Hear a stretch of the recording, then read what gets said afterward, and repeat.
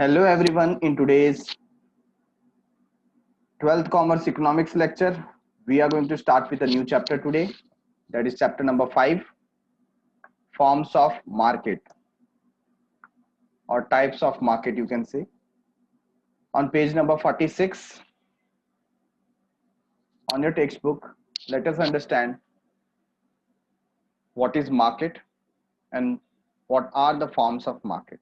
Okay, start कर रहे हैं हम सबसे पहले इंट्रोडक्शन से. Market is generally understood as a particular place. अभी ओसी के अंदर भी आपने मार्केट के बारे में लर्न किया हुआ है ऑलरेडी, तो उसी के ऊपर थोड़ा हम फोकस करेंगे.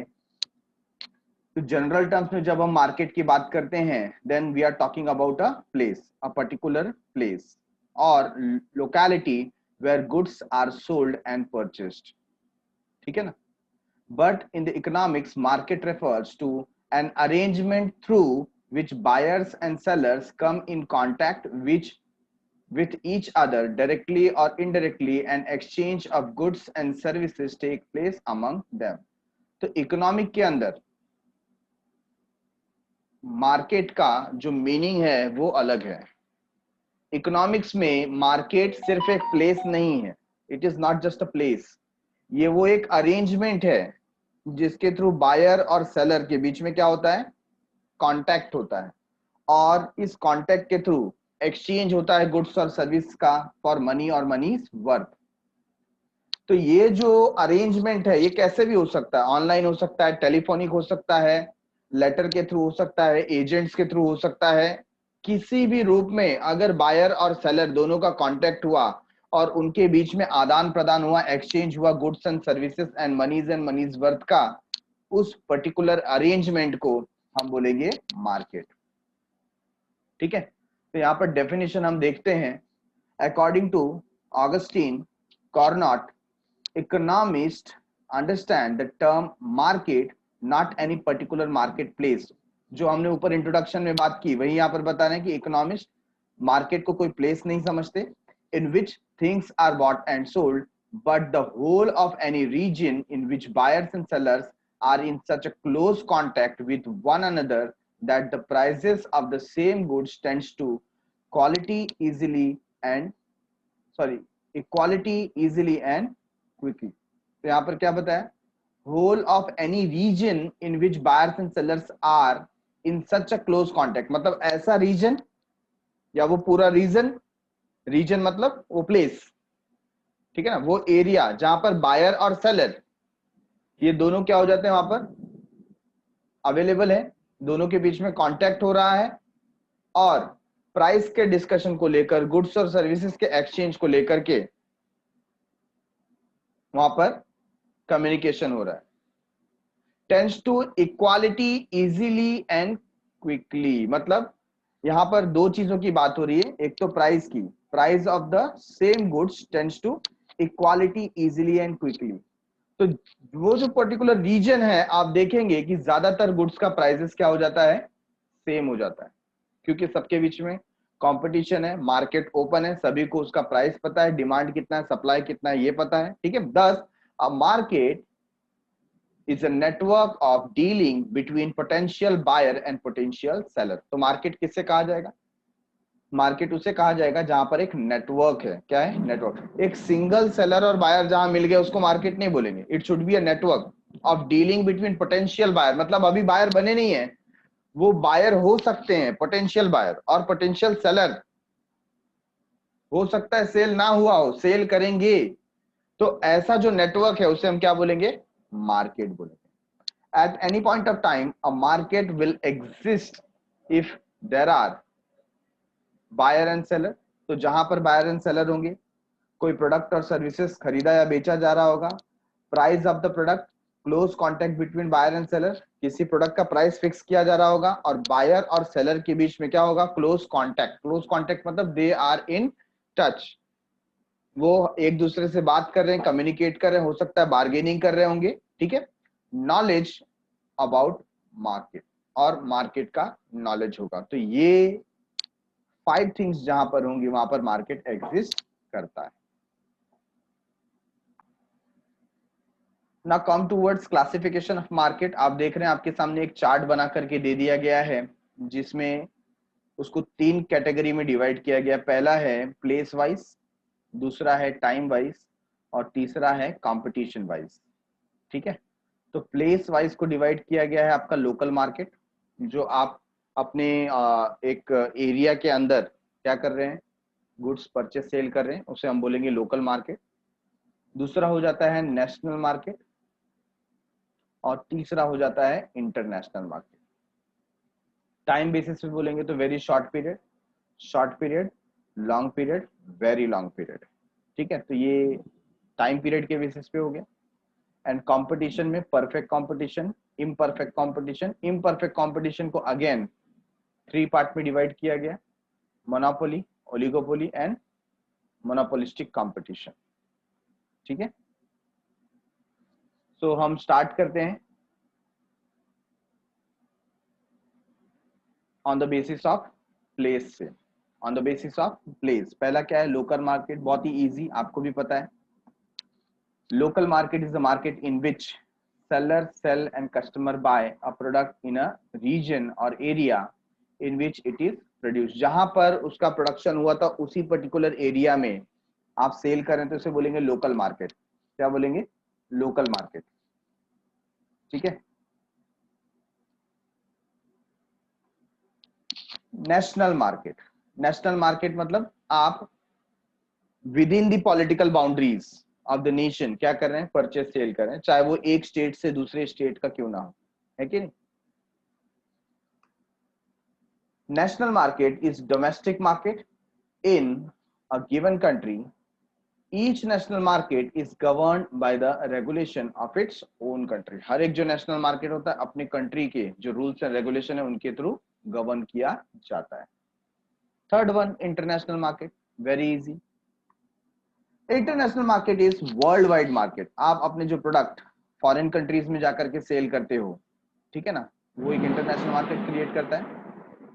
In which buyers and sellers trade in goods and services across the national borders। क्या बता दिया, worldwide market in which buyers and sellers trade in goods and services across the national border। Border के बाहर, जो national boundaries है उसके बाहर जाकर के जब आप गुड्स को सेल करते हो उसे कहा जाता है इंटरनेशनल मार्केट, है ना। हम फॉरेन ट्रेड बोल सकते हैं। Now on the basis of time, एक जो है very short period. Very short period is a period in which supply is fixed. Supply क्या होता है, फिक्स्ड होता है। And price is determined by the demand. जितना ज्यादा डिमांड होगा प्राइस उतना बढ़ेगा, है ना। The time period is for a few days or week in which the supply of commodity can not be increase. तो इसको शॉर्ट पीरियड बोलते हैं।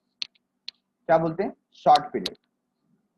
तो शॉर्ट पीरियड का मतलब क्या हो जाता है यहाँ पर, वेरी शॉर्ट पीरियड क्या हो जाता है, ऐसी सिचुएशन, ये सिचुएशन की बात कर रहे हैं, किसकी बात कर रहे हैं, सिचुएशन की बात कर रहे हैं, या किसी ऐसे प्रोडक्ट की इमरजेंसी की बात कर रहे हैं जहां पर क्या हो जाता है कि सप्लाई फिक्स्ड है, वो हमारे पास इतना ही अवेलेबल है, उसका सप्लाई इंक्रीज किया जा सकता नहीं है, और डिमांड का जो फैक्टर है वो डिसाइड करता है कि प्राइस क्या होगा।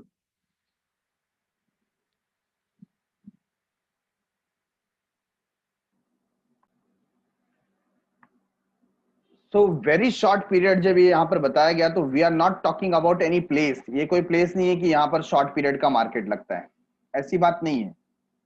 बात ये है कि कोई एक प्रोडक्ट या कोई भी गुड्स और सर्विसेज क्या है, उसका शॉर्टेज है, और उस शॉर्टेज के बीच में उस दौरान क्या हो रहा है, डिमांड डिसाइड करता है उसका प्राइस क्या। देखो अचानक सभी, अगर सपोज रेलवे वालों ने स्ट्राइक कर दिया, है ना, अभी की बात, ये कोरोना पीरियड की बात नहीं करता हूँ, बट पहले जब मुंबई एकदम लाइफलाइन हुआ करता था, ट्रेन में लोग आया जाया करते थे, ठीक है, और अचानक ट्रेन क्या कर देते थे, स्ट्राइक कर दिया रेलवे वालों ने कोई एक रीजन की वजह से। तो आपने देखा होगा कि जब तक ये स्ट्राइक चलता है तब तक रिक्शा वाले, टैक्सी वाले ये क्या करते हैं, अपना प्राइस बढ़ा देते हैं, है कि नहीं, भले वो स्ट्राइक एक दिन का क्यों ना हो। तो जहां आपका जो रिक्शा का फेयर होना चाहिए था 100 रुपीज, वो 300 से 400 रुपीज तक चला जाता था। क्यों? उसका वो बेनिफिट उठाते, उनको मालूम है कि ट्रेन बंद है और पब्लिक क्या करेगी, रिक्शा में ही आनी है, टैक्सी में ही आनी जानी है, उनके पास ऑप्शन नहीं है। तो ऐसे ऑप्शन का फायदा उठाते हैं, डिमांड बढ़ गया अचानक, है ना, ट्रेन आर ऑन स्ट्राइक्स, तो अभी क्या करेंगे, वो प्राइस बढ़ा देते हैं। तो ये जो सिचुएशन रहता है ना, क्या ये ऐसा हमेशा चलेगा? नहीं, ये एक दिन का या 2 दिन का स्ट्राइक है। तो इसको क्या बोलेंगे, very short period market. Getting it? The time period for a few days or weeks in which the supply of commodity cannot be increased। तो commodity का supply बढ़ाया जा सकता नहीं है। ऐसा जब situation आता है, ऐसा जब समय आता है, उसे हम बोलते हैं very short period। Now next one is short period। Short period is a period of less than 1 year। तो यहां पर ऐसा क्या हो रहा है कि 1 साल से कम के पीरियड में वही सिचुएशन बनी है, जहां पर अगेन क्या है, in this period firms can only make adjustment in inputs like labor to increase the supply of the goods and services। अभी हमारा जो फैक्टर ऑफ प्रोडक्शन है, क्या है factor of production? Land,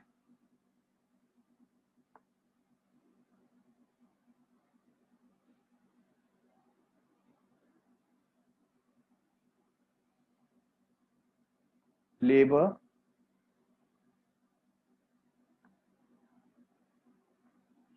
capital and entrepreneur. ठीक है, अभी situation ऐसा अचानक आ गया कि आप लैंड का जो आपका पोजीशन है ना, आप जमीन को नहीं बढ़ा सकते, आपके पास कैपिटल भी बहुत ही लिमिटेड है, और आप खुद एंटरप्रेन्योर है। तो यहां पर एक फैक्टर लेबर ऐसा हो जाता है जिससे आप क्या करा सकते हो, ओवर टाइम करा सकते हो, है ना। वो सपोज 8 आवर्स काम करता था, तो आप उसको रिक्वेस्ट कर सकते हैं, please work more, do the over time, production process को बढ़ाना है। तो हम ना जमीन बढ़ा सकते हैं, ना फैक्ट्रीज बढ़ा सकते हैं, ना कैपिटल इन्वेस्टमेंट ज्यादा कर सकते हैं। तो आप एक काम कर सकते हो, क्या कर सकते हो, आप लेबर का जो पोजीशन है उसको थोड़ा सा एडजस्ट कर सकते हो। एक फिल्म आई हुई थी, मुझे याद आता है, मुझे नाम तो याद नहीं फिल्म का, बट जो उसका एक गाना बहुत फेमस था, आमिर खान और जूही चावला, हम है राही प्यार के, ऐसा उनका एक उस फिल्म का गाना है। मे बी आपने देखा होगा कि नहीं, बहुत ओल्ड फिल्म है, हम है राही प्यार के। और उसके अंदर एक सिचुएशन रहती है कि जो आमिर खान रहता है, उनके जो दीदी और जीजा जी जो एक गारमेंट फैक्ट्री चलाते हैं, तो एक एक्सीडेंट में दोनों का डेथ हो जाता है। तो उनका जो फैक्ट्री रहता है वो किसको आ जाता है, आमिर खान के पास आ जाता है चलाने के लिए। और वहां पर एक ऐसा सिचुएशन आ जाता है जहां पर उनके पास पैसा नहीं रहता है। अभी सामने एक सिचुएशन रहती है कि हमको फैक्ट्री को बंद करना पड़ेगा क्योंकि पैसे नहीं है प्रोडक्शन के लिए। तो कहीं से उनको कॉन्ट्रैक्ट मिलता है और वो अपने लेबर को मोटिवेट करते हैं, देखिए हमको, हमारे पास पैसा नहीं है ना, आपको देने के लिए भी पैसा नहीं है, तो ये फैक्ट्री बंद हो सकती है, लेकिन अगर आप लोग साथ दें, बिना पैसे के आप लोग कुछ समय 5 से 6 महीने काम करें, तो फिर हम इस फैक्ट्री को बचा सकते हैं। और ये फैक्ट्री अगर बच गई तो आपका जॉब सिक्योर हो जाएगा, मतलब आगे आपको फिर प्रॉब्लम आएगा नहीं। तो वो इतना मोटिवेट करता है कि उनको जो लेबर होते हैं ना, वो अपने जो ऑर्नामेंट्स होते हैं, जो गोल्ड ज्वेलरी वगैरह रखा रहता है उन्होंने, वो फैक्ट्री में बोलते हैं कि आप हमारी गोल्ड ले लीजिए, ज्वेलरी ले लीजिए, लेकिन फैक्ट्री को बचाइए और चलाइए। और सारे के सारे लोग मिल करके क्या करते हैं, ओवर टाइम करके काम करते हैं, और अल्टीमेटली वो प्रोजेक्ट कंप्लीट होता है और उनको उनकी फैक्ट्री बच जाती है। ये तो क्या स्टोरी वाइज है, बट हमको यहाँ से लेना क्या है, हमको यहाँ से ये शॉर्ट पीरियड समझ में आता है कि ना पैसा है, ना हम फैक्ट्रीज को इंक्रीज कर सकते हैं, ना मॉडर्नाइजेशन कर सकते हैं, कुछ नहीं कर सकते, सिर्फ लेबर को रिक्वेस्ट किया जा सकता है। तो यहां पर यही बात किया गया है, short period.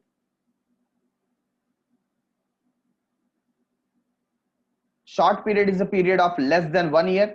In this period, firm can only make adjustment in inputs like labor to increase the supply। Supply increase करने के लिए आप लेबर्स के साथ क्या कर सकते हो, एडजस्टमेंट कर सकते हो, उनको रिक्वेस्ट कर सकते हो। और फिर आ जाता है लॉन्ग रन। लॉन्ग रन मतलब जो जनरल पीरियड है, कॉमन पीरियड है ना, ऐसा पीरियड जहां पर किसी चीज का शॉर्टेज नहीं है। So long run is a period of time in which all factors of production and cost are variable. मतलब ये क्या है, वेरिएबल है, जहां पर हल्का फुल्का चेंज होता रहता है. In the long run firms are able to adjust all cost. वो क्या कर सकते हैं, वो कैपिटल कॉस्ट भी चेंज कर सकते हैं. इसके अंदर वो लैंड का पोजीशन, मतलब उनको अगर ज्यादा जमीन चाहिए तो वो परचेस कर सकते हैं, नई फैक्ट्रीज पुट कर सकते हैं, है कि नहीं. ये सारी चीजें वो किस में भी, मतलब लेबर को चेंज करना है, किसी लेबर को निकाल करके दूसरा लाना है, मतलब everything is replaceable. It is for a few years, generally up to 5 years. और इसके बाद क्या बताया, very long period. Very long period is a production time that is so long that all inputs are variable. सारे के सारे inputs क्या हो गए, वेरिएबल हो गए. It is more then 5 years. तो ये 5 years से ज्यादा का पीरियड चलता है.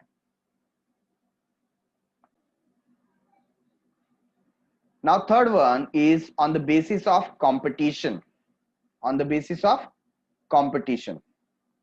तो कंपटीशन के बेसिस पे देखते हैं.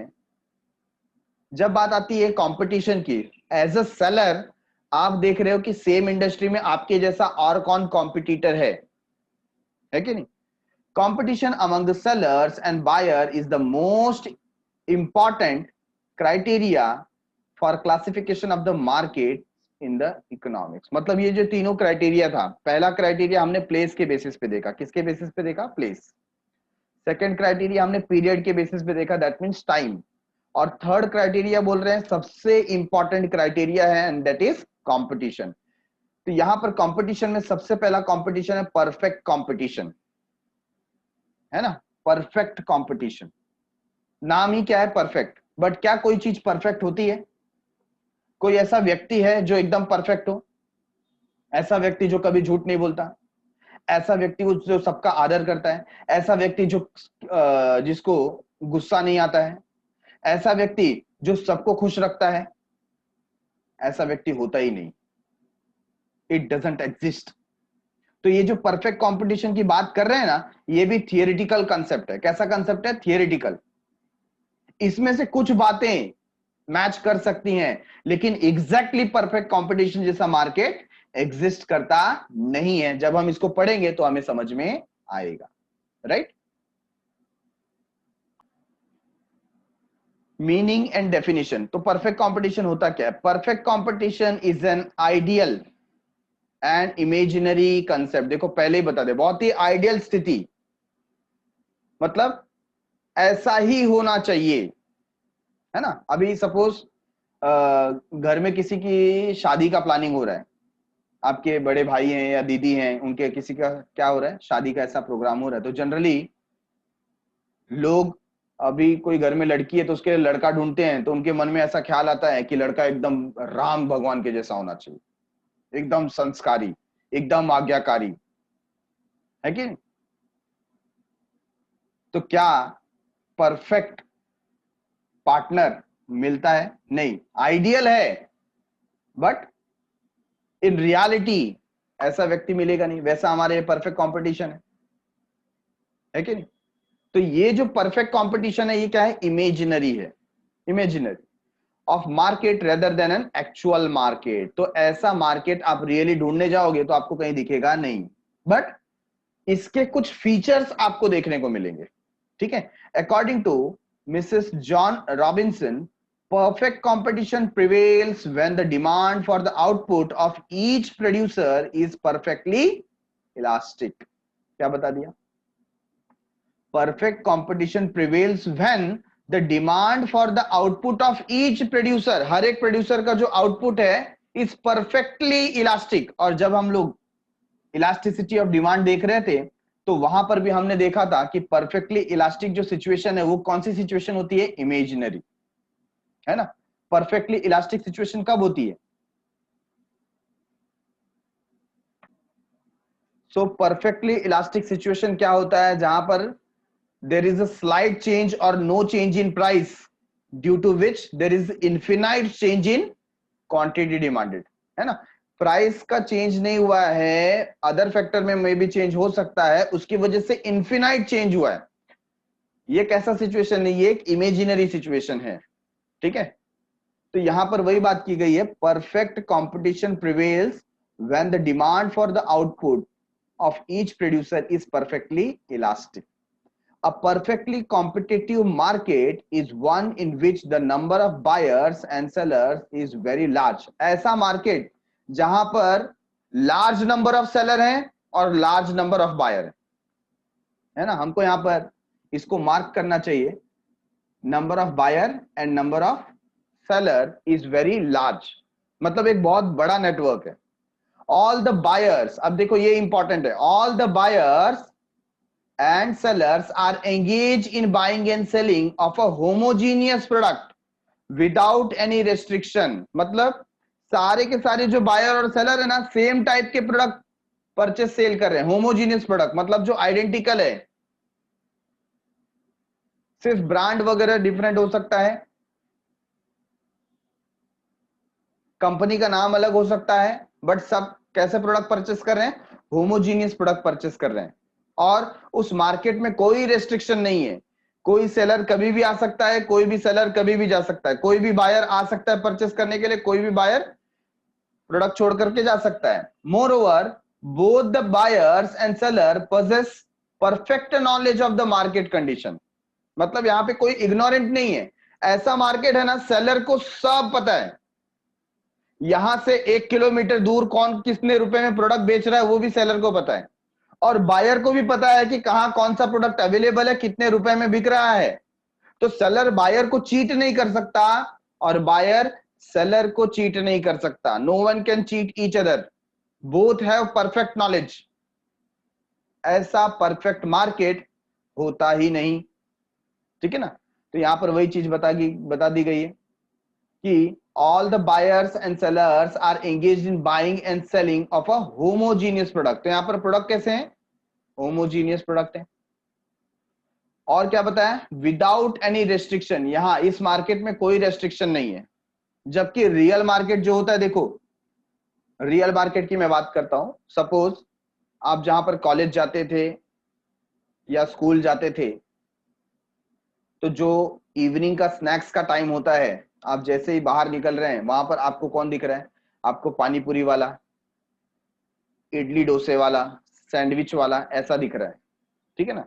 अगर वहां पर किसी और व्यक्ति को अपना बिजनेस सेट करना है ना, तो बाकी के जो लोग हैं ना, उसको कुछ ना कुछ किसी न किसी तरीके से रेस्ट्रिक्ट करेंगे, डायरेक्टली और इनडायरेक्टली। उसको वहां पर सेल करने दिया जाएगा नहीं। हो सकता है शायद कुछ डिस्प्यूट क्रिएट करें, झगड़ा करें कि ये तेरा प्लेस नहीं है, यहां पर क्यों लगा रहे हो, यहां पर चीजें फिक्स है।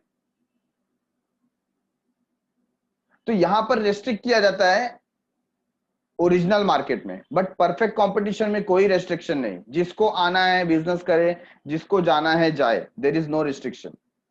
और सबसे बड़ी बात, both the buyer and seller possess perfect knowledge of the market condition. दोनों को मार्केट की पूरी जानकारी हो, चाहे वो बायर है वो या वो सेलर हो। No one can cheat each other, no buyer can cheat seller, no seller can cheat buyer. आप ऐसा नहीं कर सकते कि बायर से ज्यादा पैसा ले ले, क्यों, बायर को सब पता है। और बायर ऐसा नहीं कर सकता है कि कम पैसे दे सेलर को, क्यों, सेलर को सब पता है, ठीक है ना। तो ये कुछ फीचर्स देखे हमने। Following are the features of perfect competition. तो इसी को अब एलॉबरेट किया गया। सबसे पहला बात क्या कर रहे हैं, large number of sellers and buyer. तो यहां पर फ्यू नंबर्स नहीं है, large numbers. Under perfect competition there are large number of sellers and buyers. As mentioned earlier, each seller from a negligible part in the total market. हर एक seller जो है वो पूरे मार्केट का बहुत ही छोटा सा माइन्यूट हिस्सा है। अगर वो सेलर नहीं भी आए तो मार्केट को कुछ फर्क पड़ता नहीं है। He is a negligible part, बहुत ही अगण्य, जिस जो गिनती में भी नहीं है, ऐसा पार्ट है। Hence, none of them is in the position to influence the price and supply in the market। तो किसी में इतनी ताकत नहीं है कि एक सिंगल सेलर या सिंगल बायर मार्केट के प्राइस को इन्फ्लुएंस कर सके, है ना। कोई ऐसा नहीं बोल सकता कि दो जन मिलकर के प्राइस तोड़ रहे हैं। तो परफेक्ट कंपटीशन में इतने सारे सेलर और इतने सारे बायर हैं कि कुछ लोग मिलकर के प्राइस को इन्फ्लुएंस नहीं कर सकते। Thus seller are price takers under perfect competition. तो सेलर्स कैसे होते हैं? प्राइस टेकर, मतलब जो प्राइस डिमांड और सप्लाई फिक्स करता है एक दूसरे को इंटरसेक्ट करके, ये उनको लेना है। वो अपनी बात नहीं रख सकते कि नहीं मुझे ज्यादा प्राइस चाहिए, और बायर नहीं बोल सकता नहीं मेरे को तो कम प्राइस में ही चाहिए, मैं कम प्राइस में लूंगा। You can not influence price. जो प्राइस डिमांड और सप्लाई के इंटरेक्शन से फिक्स हो गया वो फिक्स हो गया। Getting it? The number of buyer is also large. Buyer का नंबर भी क्या है? लार्ज है। The share of each buyer is so negligible. मतलब एक बायर का कंट्रीब्यूशन इतना कम है कि उसके होने ना होने से मार्केट के ऊपर कुछ ज्यादा फर्क पड़ता नहीं है। वो इस पोजीशन में नहीं है कि वो मार्केट में प्राइस को इन्फ्लुएंस कर सके। ठीक है? None of them is in the position to influence the price in the market. Point number 2, homogeneous product. Perfect competition ऐसा मार्केट है जहां पर कैसे प्रोडक्ट मिलते हैं? Homogeneous, almost same, almost identical. An important feature of a perfectly competitive market is that the product sold is homogeneous or identical in respect of, देखो उसमें क्या क्या सेम होता है? Size, design, colour, taste etcetera. मतलब सब कुछ same है। आप ये प्रोडक्ट लो चाहे आप दूसरा प्रोडक्ट लो, कुछ फर्क नहीं पड़ता। All the products are perfect substitute of each other. जैसे देखो अभी हम लोग सोप परचेस करते हैं, अभी कोई सोप होगा वो ब्यूटी सोप हो सकता है, किसी सोप में ग्लिसरीन ज्यादा है ना। कोई सोप है जो शैम्पू के जैसा काम करता है, कोई सोप होगा जो हेयर फॉल के लिए है, कोई सोप है जो एंटीसेप्टिक का काम करता है। तो सबके फीचर्स अलग है। तो यहां पर ऐसा नहीं है। परफेक्ट कंपटीशन में क्या बोल रहे हैं? हर एक प्रोडक्ट दूसरे प्रोडक्ट का परफेक्ट सब्स्टिट्यूट है। आप ये लें या वो लें कुछ फर्क नहीं पड़ता। तो क्या ऐसा मार्केट एग्जिस्ट होता है? हर एक के प्रोडक्ट में कुछ ना कुछ तो स्पेशलिटी होती है ना, कुछ ना कुछ तो अलग होता है। बट परफेक्ट कंपटीशन में हर एक का प्रोडक्ट कैसा होता है? Identical, same, homogeneous in respect to size, design, colour, taste etcetera. सब कुछ सेम। आप कहीं से भी लो, कोई भी प्रोडक्ट लो, प्राइस भी सेम रहेगा। आप ये सेलर के पास जाओ तो वो उसका प्राइस भी वही बताएगा, आप दूसरे सेलर के पास जाओ तो उसका प्राइस भी वही बताएगा। बट इन रियलिटी ऐसा होता नहीं है। Next, free entry and exist. यहां पर हम बता रहे हैं कि कोई रेस्ट्रिक्शन नहीं है, कोई रेस्ट्रिक्शन नहीं है। There are no barriers to the entry and exit of firm. Any firm can enter or quit the industry as it own will. जब चाहे तब वो बिजनेस में आ सकता है, जब चाहे वो बिजनेस को छोड़कर जा सकता है। If there is a hope of profit the firm will enter the market. अगर उसको लगता है कि मैं यहाँ प्रॉफिट कमा सकता हूं, ऐसा कुछ उसको आशा की किरण मिल रही है, तो मार्केट में एंटर करेगा। If there is a possibility of loss in the firm will leave the market. और उसको लगता है कि नहीं मुझे लॉस होने वाला है, तो वो मार्केट छोड़कर चला जाएगा। तो यहां पर फ्री एंट्री है, फ्री एग्जिट है। आप कभी भी आ सकते हैं, कभी भी बिजनेस बंद करके जा सकते हैं। ठीक है? तो रियल मार्केट में ऐसा नहीं होता। मैं जब छोटा था और मैं स्कूल की तरफ ट्रैवल किया करता था, तो रास्ते में कई बार एक फेमस वड़ा पाव का छोटा सा स्टॉल था। बट ऑन डेली बेसिस उनका जो सेल होता था, मेरे ख्याल से 4,000 से 5,000 रुपीज का जो सेल वो कर लेते थे। अभी एक दिन मैंने देखा कि उस जो वड़ा पाव सेंटर है उसके आगे एक नया इडली का स्टॉल स्टार्ट हुआ, इडली और डोसा। और जो ज्यादातर ग्राहक थे उस दिन इडली डोसा वाले के पास जाने लगे। तो 2-3 दिन मेरा आना जाना वहां से होता था, और मैंने देखा कि अब वड़ा पाव वाले का बिजनेस क्या हो रहा है, धीरे धीरे कम हो रहा है। क्योंकि ये स्नैक्स है, लोग एक ही चीज खाते खाते बोर हो जाते हैं। तो instead of going towards vada pav, अब लोगों को थोड़ा सा टेस्ट चेंज करना है, they went towards idli dosa वाला। 2-3 दिन मैंने देखा कि धंधा अच्छा चल रहा है इडली वाले का, तो सेट हो गया वो। आफ्टर 4-5 डेज मेरी नजर गई और वो इडली डोसा वाला वो बंद करके चला गया। तो 1-2 दिन तो मैंने देखा, मैंने सोचा कि शायद कुछ होगा प्रॉब्लम, घर में कुछ प्रॉब्लम होगा तो बंद होगा। बट लगातार 5-6 दिन देखने के बाद कि वो सेंटर तो एकदम ही बंद हो गया। मैंने वहां एक बाजू में शॉप था, उनको पूछा कि यहाँ पर ये इडली डोसा वाला था वो कहाँ गया। उसने बोला कि उसने तो धंधा बंद कर दिया, चला गया। मैंने बोला अरे उसका धंधा तो मैंने देखा 2-3 दिन तो एकदम जोरदार चल रहा था, काफी सारे कस्टमर उसको मिले, तो ऐसा क्यों बंद करके चला गया। तो उसने बोला कि अभी वो वड़ा पाव वाला है ना, उसने एक दिन कुछ जो गूंस होते हैं, है ना, गुंडे टाइप के लोग होते हैं ना, उससे उसने धमकी दिलवाया कि इधर धंधा लगाने का नहीं, इधर अपना ही धंधा चलता है, तू धंधा लगाएगा तो हाथ पैर तोड़ देंगे, ऐसा कुछ समथिंग। और फिर वो बेचारा उसने क्या किया, धंधा बंद करके निकल गया। ये क्या मैं बता रहा हूं आपको, ये डायरेक्ट इनडायरेक्ट मार्केट रेस्ट्रिक्शन है, आपको कहीं ना कहीं ऐसा किया जाएगा, है कि नहीं। फॉर एग्जाम्पल अभी देखो, जो केबल टीवी आपने देखा होगा, जो केबल ऑपरेटर्स रहते हैं उनका एक फिक्स्ड चार्ज होता है मंथली बेसिस पे। अभी तो सेटअप बॉक्स सब जगह पर लग गया है। तो पहले ना केबल ऑपरेटर्स के बीच में जो कंपटीशन होता था, तो मैं मलाड की बात करता हूं। मलाड में एक न्यूज आई थी कि एक नया केबल ऑपरेटर जिसने जो टीवी केबल सप्लाई करता था, है ना, जो टीवी चैनल्स वगैरह देते हैं उनको केबल ऑपरेटर बोला जाता है। तो उसने क्या किया, उस टाइम पे जो वहां का रेट चल रहा था that was 200 rupees per month, 200 rupees per month. और इस बंदे ने सोचा कि अगर मुझे मार्केट कैप्चर करना है तो मुझे कम प्राइस में प्रोवाइड करना चाहिए, मुझे मार्केट पेनेट्रेशन करना है, तो मैं कम प्राइस में प्रोवाइड करूंगा तो ज्यादातर लोग मेरे पास आएंगे। तो उसने क्या किया, उसने 100 रुपीज में सबको केबल के कनेक्शन देना स्टार्ट कर दिया। कितने रुपए में, 100 रुपीज में। और देखते ही देखते विद इन अ मंथ उसके कस्टमर है ना बढ़ते गए। क्यों, already all are paying at ₹200 per month, और ये हाफ प्राइस में पे कर रहा है, बहुत बड़ी बात है।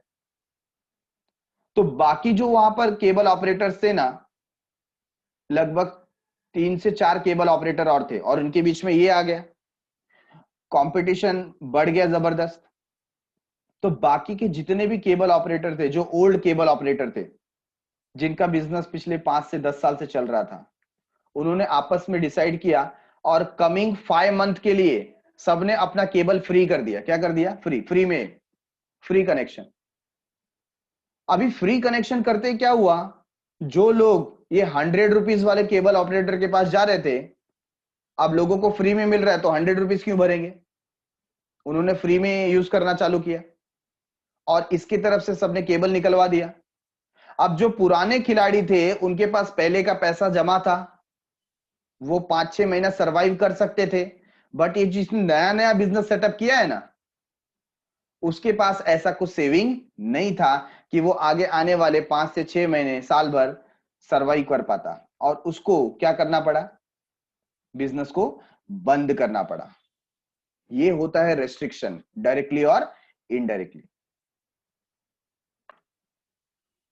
Point number 4, single price. Single price, सोचो, ऐसा मार्केट जहां पर गुड्स तो होमोजीनियस है और प्राइस भी कैसे हैं, सिंगल प्राइस।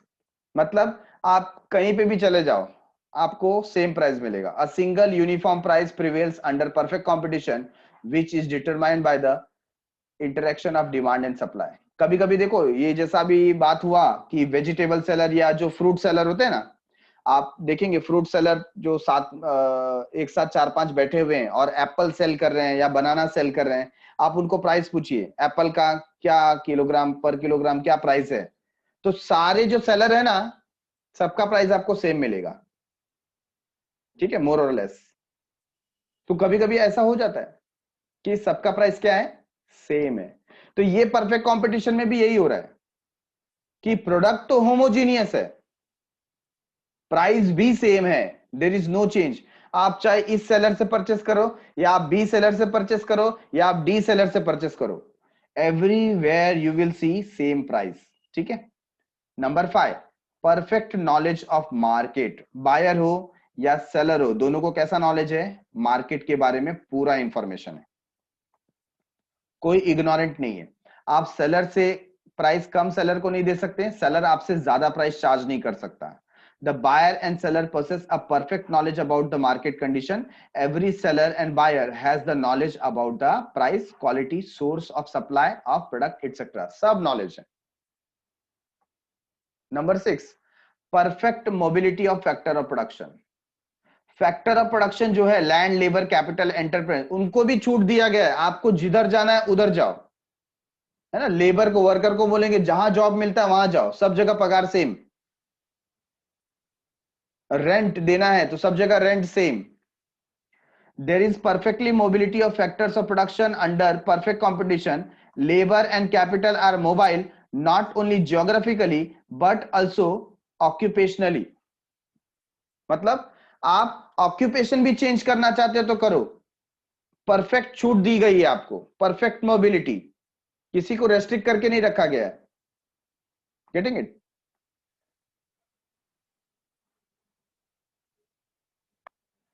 जनरली कैसा होता है?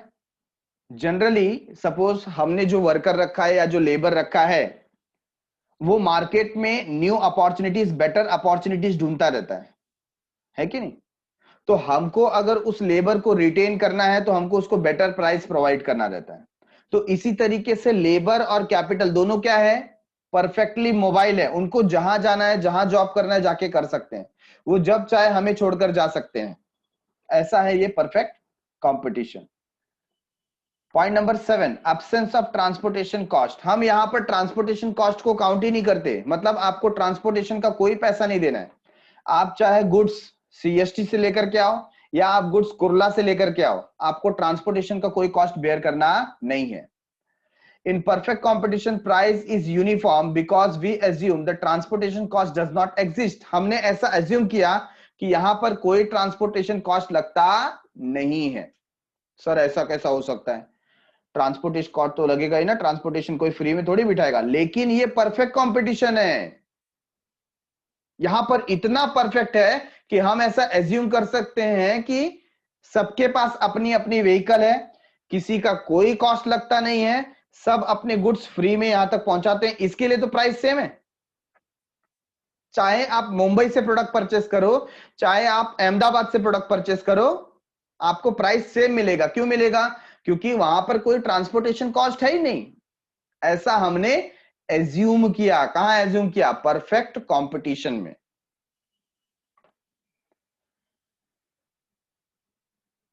The assumption will lead to uniformity in price, और इसी assumption की वजह से सबके प्राइस कैसे होते हैं? सेम होते हैं, ठीक है। Number 8, no government intervention. आपको जैसा धंधा करना है वैसा बिजनेस करो, गवर्नमेंट आपके बिजनेस में हस्तक्षेप नहीं करेगी, बीच में आके कुछ बोलेगी नहीं।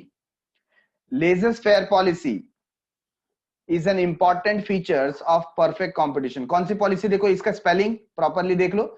लेजेस फेयर पॉलिसी, इसका मतलब गवर्नमेंट सामने से कभी कोई इंटरवेंशन नहीं करेगी।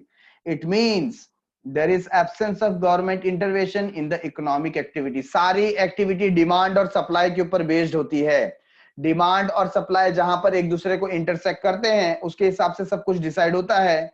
गवर्नमेंट इसमें इंटरवीन नहीं करती, गवर्नमेंट हस्तक्षेप नहीं करती, ठीक है।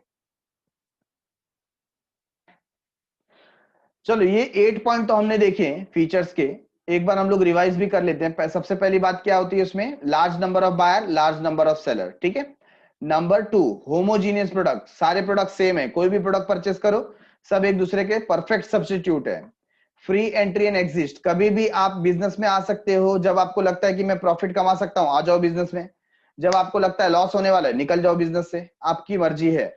सिंगल प्राइस, यहां पर प्राइस भी कैसा प्रिवेल करता है? सिंगल। आप किसी भी सेलर से जाकर के पूछो, आपको प्राइस सेम मिलेगा। बायर और सेलर दोनों को कैसा नॉलेज है? Perfect knowledge about market. No buyer can cheat seller, no seller can cheat buyer.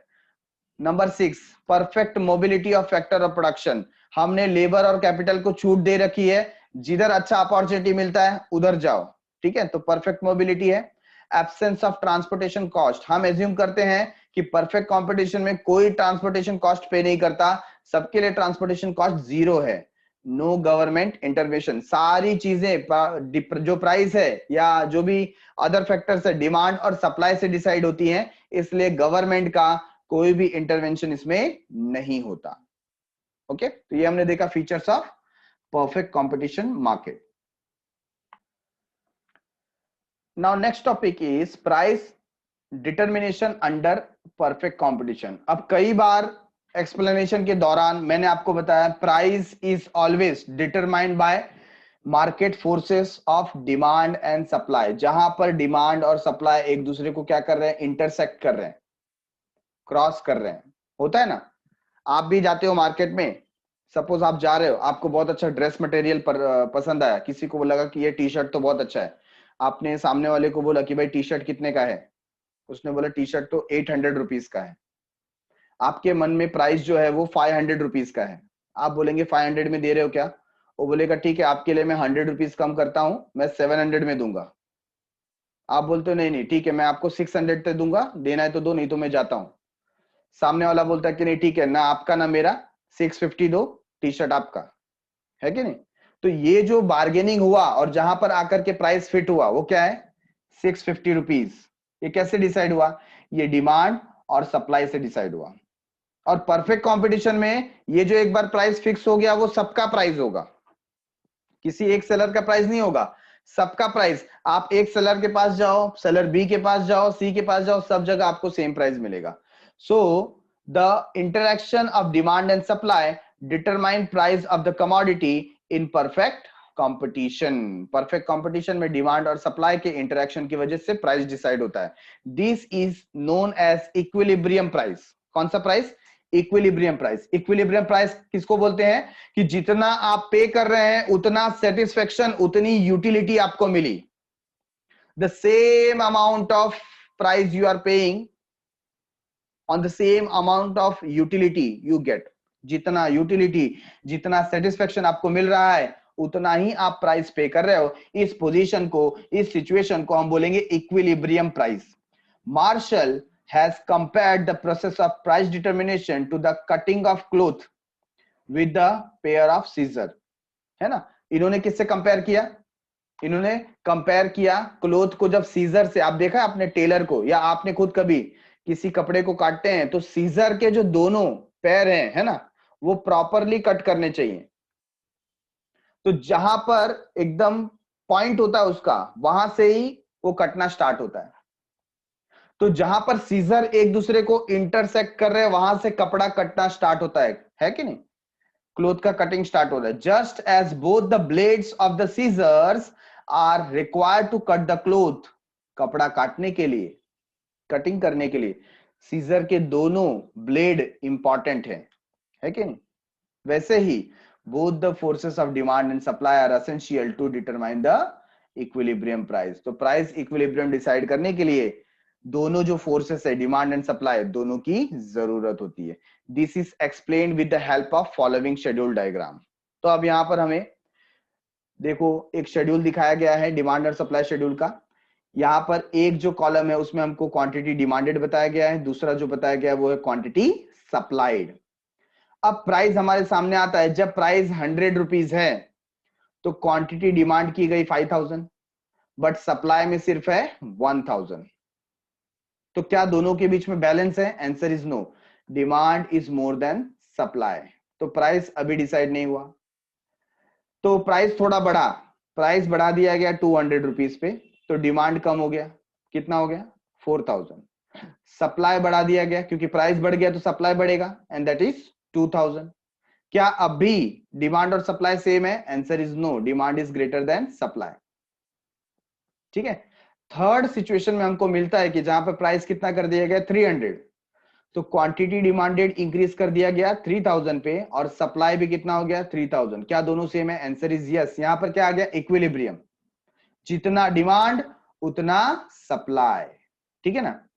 आगे और बढ़ेंगे, 400 पे हमने प्राइस कर दिया तो डिमांड रिड्यूस हो गया 2000 पे और सप्लाई इंक्रीज हो गया। तो यहां पर भी प्राइस फिक्स नहीं होगा। और लास्ट पॉइंट जहां पर हमने 500 रुपीज तक प्राइस को इंक्रीज कर दिया, डिमांड है 1000, सप्लाई है 5000, again demand is less than supply. तो यहां पर हमको थर्ड पोजीशन ऐसा मिलता है जहां पर quantity demanded is equal to quantity supplied. ठीक है, तो इसको ये एक्सप्लेन करते हैं, when price rises from 100 to 200 quantity demanded fall from 5000 kilogram to 4000 kilograms, whereas supply increases from 1000 kilogram to 2000 kilogram. This is because demand falls with the rise in price and supply rises with the rise in price, है ना। Price बढ़ता है तो demand गिरता है और supply बढ़ता है। This is the stage where demand is greater than supply. ये ऐसा स्टेज है जहां पर डिमांड सप्लाई से ज्यादा है। सेकेंड पॉइंट में भी वैसा मिलेगा आपको। यहां पर क्या हो जा रहा है, प्राइस राइज किया गया कब तक, 300 तक लेकर के गए, quantity demanded and quantity supplied become equals, that is 3000 kilogram. तो 3000 किलोग्राम दोनों सेम हो गए। This is the stage of equilibrium where demand and supply becomes equal, जहां पर डिमांड और सप्लाई दोनों क्या हो जाते हैं, इक्वल हो जाते हैं। इसी को बोला जाता है equilibrium stage. Hence 300 becomes the equilibrium price। इसके लिए 300 को क्या समझा जाएगा, इक्विलिब्रियम प्राइस समझा जाएगा। Third one, when the price further rises from 400 rupees to 500, demand fall from 2000 kilograms to 1000 kilogram and supply rises from 4000 kilograms to 5000 kilogram, thus the supply is greater than demand। Supply यहां पर क्या है, demand से ज्यादा है। ठीक है, तो यहां पर भी प्राइस फिक्स हुआ नहीं। तो हमें 300 रुपीज का प्राइस ऐसा दिखता है जहां पर डिमांड और सप्लाई दोनों की क्वांटिटी क्या हो गई, सेम हो गई, इक्विलिब्रियम पे आ गए। दस process of price determination is explained in the following figure 5.2। तो जो फिगर 5.2 है आप देखेंगे वहां पर,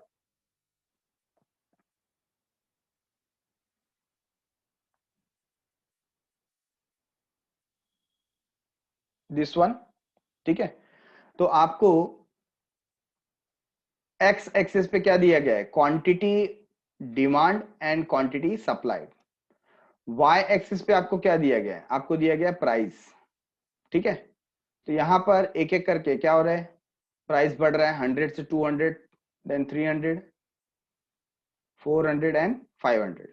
और वैसे ही नीचे आप क्वांटिटी डिमांड और सप्लाई देखिए, 1000, 2000, 3000, 4000, 500। तो हमने क्या किया, दोनों का कर्व बनाया। तो जो डीडी वाला कर्व है, जो कर्व डीडी शो कर रहा है वो क्या है, डिमांड का कर्व, और जो एस एस शो कर रहा है वो है सप्लाई का कर्व। ये दोनों ई पॉइंट पे एक दूसरे को क्या करते हैं, इंटरसेक्ट करते हैं, जहां पर हमें क्या मिलता है, इक्विलिब्रियम। क्या मिलता है, इक्विलिब्रियम। तो आइए रीड करते हैं इसको। X axis represent quantity demanded and quantity supplied, whereas Y axis represent the price। तो प्राइस कौन शो कर रहा है, डिमांड कौन शो कर रहा है, सप्लाई कौन शो कर रहा है, वो यहां पर बताया गया। DD is the downward sloping demand curve. हमने यहां पर देखा जो DD है वो क्या है, डाउनवर्ड स्लोपिंग डिमांड कर्व, और जो SS है वो है upward sloping supply curve, which shows inverse relationship between price and quantity demanded। जो क्या करता है, प्राइस और क्वांटिटी डिमांडेड के बीच में इनवर्स रिलेशनशिप शो करता है। SS is the upward sloping supply curve which shows direct relationship between price and quantity supplied। तो यहां पर अगर हम दोनों को कंपेयर करें तो प्राइस के साथ डिमांड का इनवर्स रिलेशन है और प्राइस के साथ सप्लाई का डायरेक्ट रिलेशन है। Getting it?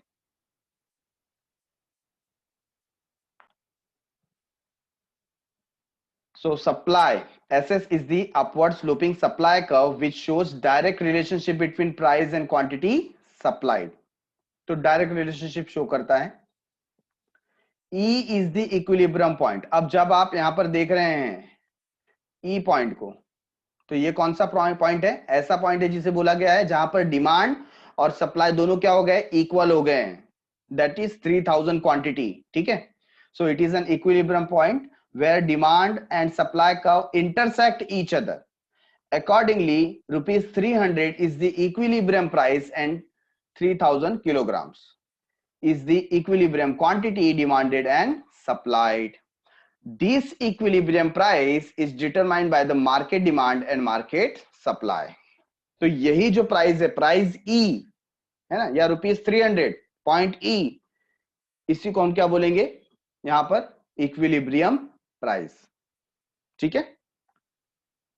सो समय समाप्ति की घोषणा। आज हमने वेरियस टाइप्स ऑफ मार्केट देखे, मार्केट का डेफिनेशन देखा on the basis of place, on the basis of time, on the basis of competition. फिर हमने देखा परफेक्ट कंपटीशन क्या है, उसके फीचर्स क्या हैं, और फिर हमने देखा कि परफेक्ट कंपटीशन में प्राइस कैसे डिसाइड होता है। ठीक है। So meet you in the next episode with imperfect competition. Imperfect competition के कौन से 3 कैटेगरी हैं जिन्हें हम जानते हैं, मोनोपोली, ओलिगोपोली और मोनोपोलिस्टिक कंपटीशन के नाम से। सो तब तक के लिए बाय बाय, शुक्रिया, शब्बा खैर, सायोनारा, गुड बाय।